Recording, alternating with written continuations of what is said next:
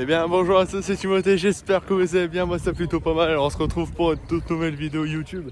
Et cette fois-ci je vais vous présenter la fête des jardins de Ribécourt, qui se trouve au lycée horticole de Ribécourt. On se trouve directement avec monsieur Escavon, donc le directeur des serres. Comment allez-vous déjà pour commencer? Ça va bien. Ça va très bien. Une belle journée pour la fête des jardins. C'est clair. Magnifique. Alors là, est-ce que vous pouvez nous parler un peu de la fête des jardins et un peu de, des serres du lycée? Alors du coup la fête des jardins c'est co-organisé par le lycée horticole et la municipalité de la ville de Ribécourt d'Alincourt. Ça regroupe une quarantaine de producteurs de tout horizon, hein, des fleurs, des légumes, des arbustes, des produits de déco pour le jardin comme les outils en métaux, des décos de jardin en poterie. Voilà, ça se passe à Ribécourt, toujours le premier week-end de mai. D'accord. Nous, on est les serres du château, les serres du lycée. Hein. On expose ici comme tous les collègues. On est là toujours le premier week-end de mai pour la fête des jardins. Et puis sinon, on est ouvert toute l'année du lundi au vendredi de 9h à 17h. Et le samedi des vacances de Pâques jusqu'à la fête des mères. D'accord, ah ouais, donc ça va quand même. Et puis vous pouvez aller voir aussi, je vous mettrai tous les liens, donc lien du Facebook aussi je crois, donc dans la description. Tout sera en description, donc n'hésitez pas d'aller checker tout ça. Bon, merci beaucoup en tout cas. Bonne journée. Merci vous aussi. Donc là, nous on va continuer sur un autre plan.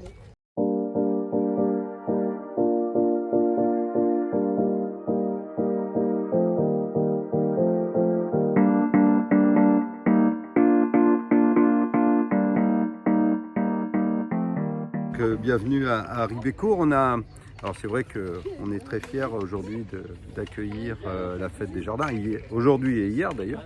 Hein, c'est ce week-end en plus ensoleillé où on a tout pour nous, les fleurs et le soleil.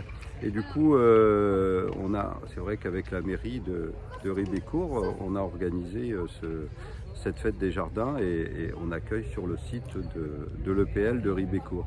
Alors l'EPL de Ribécourt, donc c'est peut-être un peu particulier parce que les gens ne connaissent pas forcément ce que c'est qu'un EPL, mais c'est juste un simple regroupement en fait entre de la formation scolaire, donc classique, hein, de la formation apprentissage et puis de la formation adulte. D'accord. Ça, on a les trois voies de formation qui sont regroupées sur un même site avec des passerelles possibles, etc. Et surtout, c'est intéressant, des outils communs, des outils de management d'ailleurs au départ, un budget aussi commun, et puis surtout des plateaux techniques comme notre serre, nos 14 hectares hein, ici comme terrain de jeu pour nos élèves, nos apprentis ou nos adultes. Alors en général, quand on veut parler des trois, on parle d'apprenants, comme ça c'est plus simple. Donc voilà, ici les trois sont regroupés sur un site magnifique avec un très beau château. Hein. Donc moi je suis arrivé au 15 septembre et j'ai découvert cette EPL, ce qui est vraiment magnifique avec et surtout des gens magnifiques. Donc ça c'est vraiment une belle découverte. Donc voilà, alors après voilà, chacun a ses spécificités. Le lycée, on fait du scolaire et donc on passe, là on vient, pour la rentrée, on va ouvrir une classe de 3e de l'enseignement agricole qui correspond à une classe de 3e prépa métier à l'éducation nationale. Hein. Alors je ne l'ai pas dit, mais je rappelle que nous sommes publics. Hein, donc nous dépendons du ministère de l'Agriculture et nous sommes publics. Et voilà, donc on a sur le lycée, donc le lycée c'est le scolaire, hein, donc sur le lycée on a de la 3e, prépa métier enseignement agricole, et alors qui est assez général hein, parce qu'en fait on n'est pas obligé de faire on va pas faire que de l'horticulture ou de l'aménagement paysager, hein. C'est très général. On va surtout pour ces 3e apprendre à essayer de trouver une bonne orientation. Hein. Donc c'est une année charnière, la 3e, et qui sert à préparer son orientation vers des métiers professionnels. Donc du coup, cette 3e ici, qui sera au maximum à 16 élèves, donc permet d'avoir une vraie individualisation et de s'occuper voilà, des jeunes de façon plus proche, on pourra trouver on pourra individualiser les parcours et préparer la suite, donc le passage en lycée professionnel de nos élèves. C'est vraiment intéressant parce que, vous savez, comme vous le voyez, je suis pas très jeune. Et j'ai fait toute ma carrière alors, dans l'apprentissage, dans le scolaire, dans la formation adulte. Et des familles comment dire, qui se posent beaucoup de questions, hein, des jeunes qui forcément à 14 ans ne savent pas forcément ce qu'ils veulent faire. C'est-à-dire qu'ils n'ont pas l'étincelle de l'envie de faire une voie professionnelle particulière, qui n'ont pas eu l'occasion de découvrir, ou bon, il y en a, c'est vrai que parfois ils sont tombés dedans tout petits, depuis l'âge de 10 ans, ils veulent être, ou même 6 ans, ils veulent être paysagistes, travailler dehors les jardins, etc. Il y en a qui veulent travailler avec les fleurs, il y en a d'autres qui veulent travailler avec les animaux, mais il y en a aussi qui ne savent pas, et c'est normal. À 14 ans, c'est pas facile de de s'orienter, de trouver une voie professionnelle. Donc, du coup, ça nous donne pendant cette année de troisième l'occasion de travailler sur cette voie professionnelle. Et bien sûr, les jeunes pourront rester ici sur du CAP ou du bac pro, mais pourront aussi, bien entendu, aller ailleurs, chez nos voisins à Rimbaud, faire de travailler le bois, de menuiserie, etc., du commerce, pourront aller aussi dans les milieux complètement divers, du bâtiment, de la mode, de ce qu'on veut, quoi, de service à la personne. Il n'y a pas de champ de restriction. On est vraiment sur de l'ouverture et surtout trouver, parce qu'il n'y a rien de pire qu'un élève qui n'a pas trouvé sa voie et qui ne se sent pas bien dans son milieu professionnel. Donc on voit bien, à chaque fois ça fait des dégâts. Tous les jeunes ont tous des atouts, mais quand on n'a pas cette fibre dans le professionnel, c'est très compliqué, on ne se sent pas bien, on n'a pas envie de bosser, et du coup parfois on met le bazar, parfois et du coup on se retrouve avec des complications. Donc voilà, c'est ça, je tenais à insister sur cette troisième parce que c'est une nouveauté, hein, donc ici, et qui pourront être accueillis aussi en internat. Donc voilà, les troisièmes, et puis après il y a du CAP travaux paysagers, hein, donc avec que vous connaissez bien, hein, donc voilà, un super CAP de travaux paysagers. Et l'intérêt ici, c'est qu'il se fait soit en formation scolaire, donc avec le lycée, soit en formation apprentissage, donc avec l'UFA. Hein. Et alors c'est vrai, je pourrais présenter, alors pourquoi je dis pas CFA mais UFA, c'est parce que dans les Hauts-de-France, l'enseignement agricole public est regroupé, l'apprentissage est regroupé dans un CFA régional. Et du coup, on appelle ça, il y a un CFA régional qui chapeaute l'ensemble de l'apprentissage du ministère de l'Agriculture dans les Hauts-de-France, et il y a des UFA, c'est-à-dire des sites d'apprentissage sur chacun des lycées agricoles des Hauts-de-France. Hein. Donc il y en a 11, et d'ailleurs il y en a un aussi dans la Chambre d'agriculture. Il y a une UFA aussi à la Chambre d'agriculture. Donc voilà, peu importe, hein, UFA ou CFPPA, ou CFA, pardon, c'est la même chose pour nous, hein, pour nos apprentis, c'est la même chose. Donc ce qui est intéressant ici, c'est qu'on peut choisir, soit on dit bon, on va faire du scolaire, soit on va faire de l'apprentissage, et surtout aussi, soit on va faire du scolaire, et peut-être qu'après j'aurai envie de faire de l'apprentissage, et je pourrais passer sur l'apprentissage. Ouais, c'est ça qui est bien. C'est oui, voilà. En fin de première année de CAP, on peut avoir envie d'être apprenti. En général, la première année, c'est parfois un peu compliqué, voilà, quand on n'est pas prêt, hein, intellectuellement et physiquement, hein, parce que l'apprentissage, c'est aussi une autre façon de vivre, hein, mais parfois de faire du scolaire, une année dans le scolaire, et la poursuite en apprentissage, c'est très intéressant. Donc ça, c'est tout à fait possible sur le CAP, c'est tout à fait possible aussi sur le bac pro, hein, puisque nous avons un bac pro production horticole et un bac pro aménagement paysager. Alors le bac pro production horticole ne se fait qu'en scolaire, hein, mais le bac pro aménagement paysager se fait aussi lui en scolaire et en apprentissage. Hein. Donc voilà, il n'y a aucun souci par rapport à ça. Et là encore une fois, on peut faire sa seconde pro en scolaire, faire sa première et terminale en apprentissage, ou faire sa seconde et sa première en scolaire, et faire sa terminale en apprentissage. Alors je dis toujours dans ce sens-là, parce que dans l'autre sens c'est assez rare, parce que quand les apprentis commencent à toucher un salaire, c'est rare qu'ils repassent en formation scolaire. Mais bon, ça peut arriver. J'ai été 10 ans directeur d'un CFA et j'ai rarement vu dans ce sens-là. Bon voilà, hein, c'est l'expérience, et c'est assez logique hein, quand on commence à voler de ses propres ailes et toucher son salaire régulièrement. On a parfois pas trop envie de repartir en dépendance de ses parents, etc. Donc voilà, et puis après le bac pro, nos élèves peuvent aussi, on a plusieurs cas hein, de jeunes bien entendu qui font le cycle CAP, bac pro, BTS. Donc on a un BTS aménagement paysager hein, qui se fait en apprentissage sur le site. On a un BTS production horticole en apprentissage aussi. Et là, on a aussi encore cette mixité de parcours possible. Ces BTS se font soit en apprentissage, soit en formation adulte. C'est-à-dire en général en 1 an. Hein, du coup, là, voilà, ça ne se fait pas en formation scolaire, mais ça se fait en adulte et en apprentissage. Donc, voilà.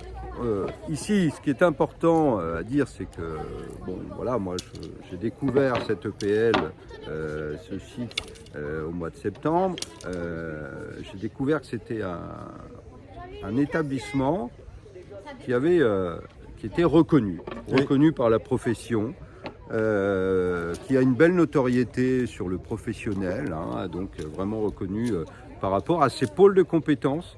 Donc le pôle de compétences notamment horticole et son pôle de compétences aménagement paysager. Et un autre pôle de compétences qui commence à bien se développer, c'est le pôle de compétences forêt, hein, puisque nous avons un CAP travaux forestiers en adulte, et puis un CS, un certificat de spécialisation élagueur, grimpeur et lingueur, donc en formation scolaire ou en formation apprentissage en 1 an hein, ou en formation adulte. Donc, vous voyez, moi ce qui m'intéresse, c'est voilà, s'il y a quelque chose à mettre en avant, c'est cette reconnaissance professionnelle, cette notoriété de pôle de compétences dans tout ce qui est aménagement paysager, horticulture et forêt. Et puis, je dirais, cette notoriété, elle est due à quoi? Bon, elle est due à l'ancienneté aussi, bien entendu, on est connu, on a toujours fait du bon travail ici. Elle est due à une équipe éducative performante, hein, mais quand j'ai éducative et au sens très très large, hein, que ce soit les personnels d'entretien, les personnels de restauration, de maintenance,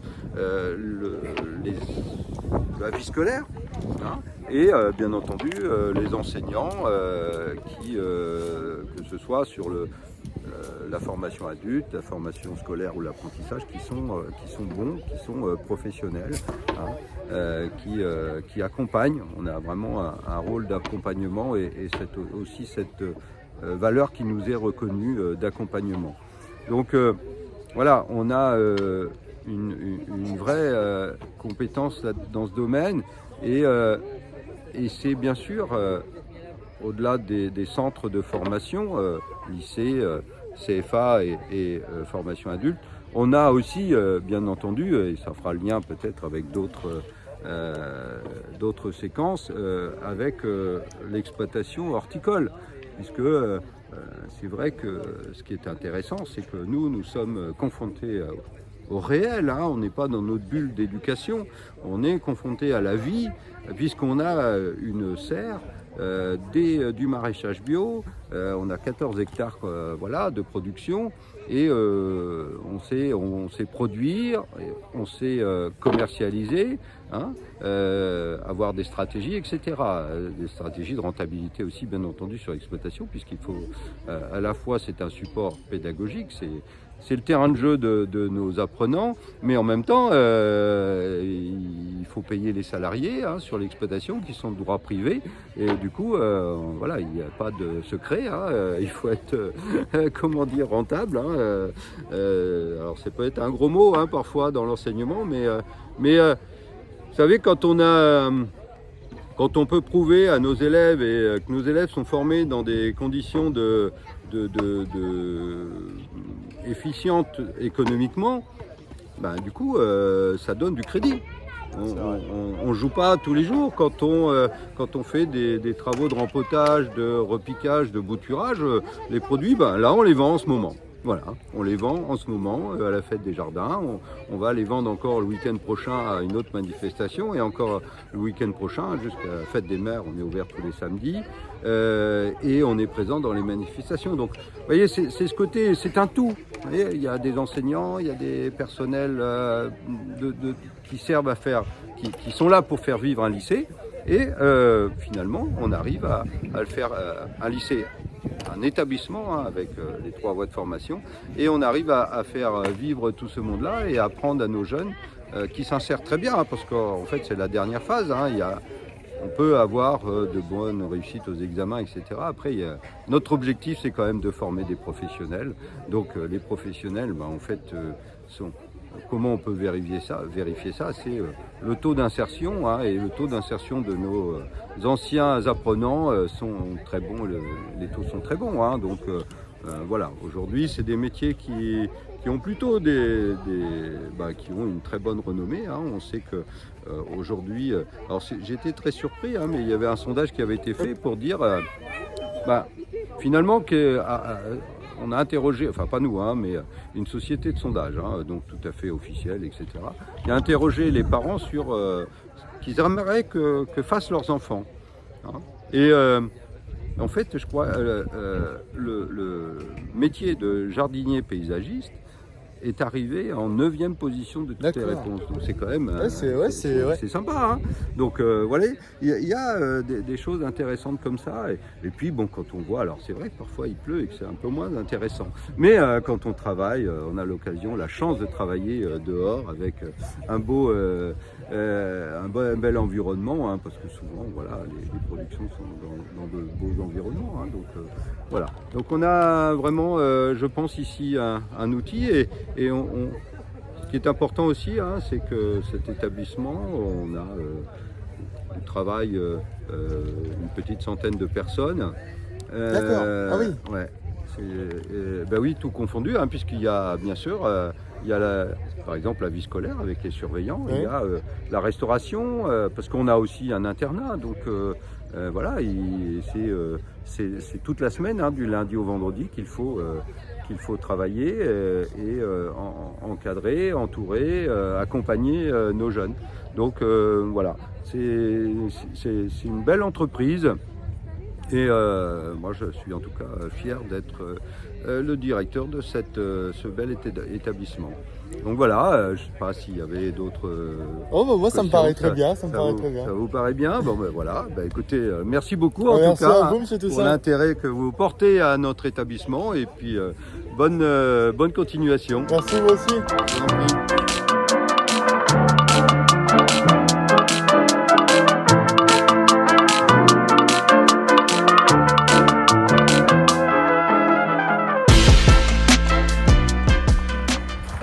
Hop, ça, on tire à mes lunettes. Donc là, on se retrouve devant le château que monsieur Toussaint parlait tout à l'heure.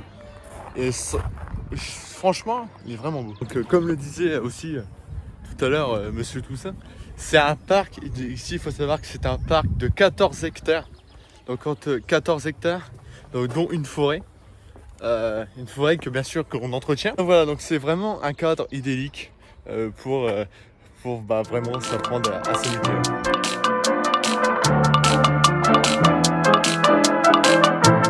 Vous connaissez mon amour pour tous les matériels Stiga. Donc là j'ai trouvé un petit stand Stiga et Izeki. Donc je vais vous montrer ça tout de suite. Et aussi, très bonne surprise, c'est qu'il y a aussi du éco.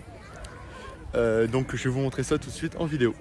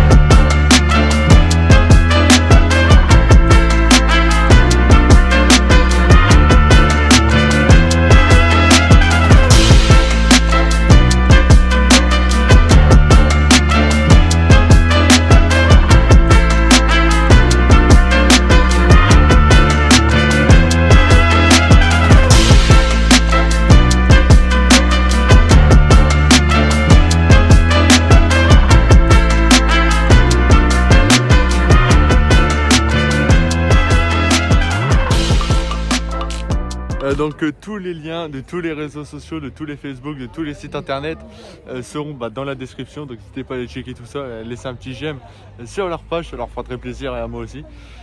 Et donc voilà, n'hésitez pas à aller voir, aller checker un peu sur les réseaux.